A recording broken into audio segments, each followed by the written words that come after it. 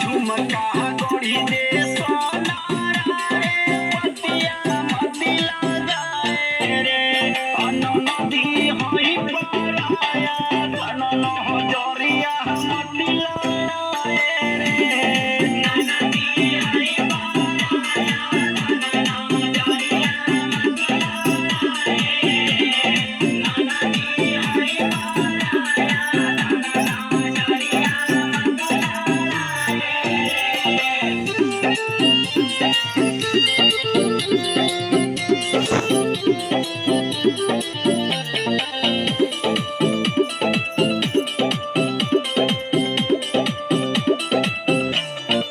नैहर में जवन सुख मिलेला सबके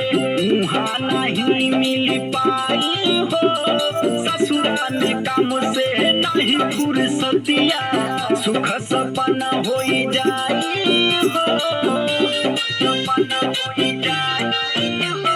नैहर में जवन सुख मिलेला सबके उहाँ नहीं मिल पाई हो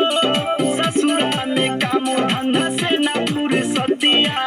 सुख सपन होई जाई हो इशारे में समझोई है बाकी जानी बाती आई रे अननदी होई पराया धनन हजरिया मतिला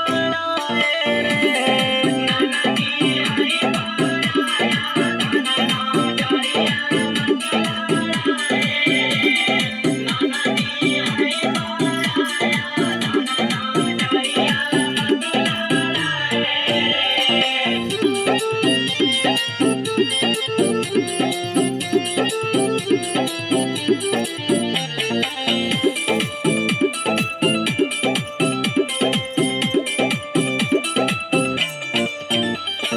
विजय विमल यहाँ के सेठी उनकर कोइले हाँ अगुआई हो रविंदर दीवाना जैसन भला मुआ उनका के चाही हो उनका के चाही विजय विमल यहाँ के सेठी उनकर कोइले हाँ अगुआई हो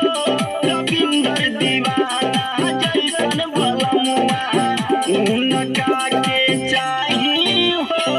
कमावा करी है ज्यादा जानी धनवा भटकाए रे